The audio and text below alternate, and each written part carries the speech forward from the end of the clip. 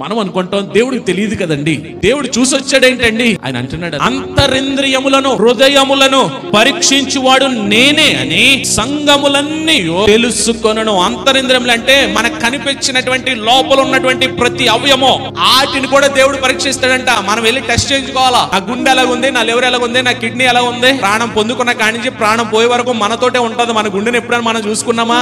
గుండె పని చేస్తూ ఉంటది. ఎప్పుడైనా నా మిషన్ ఎలా పని చేస్తుందని ఎప్పుడైనా తెరుచుకుని చూసుకున్నామా? దానిని ప్రతిరోజు ప్రతి క్షణము గమనించేది ఎవరో తెలుసా?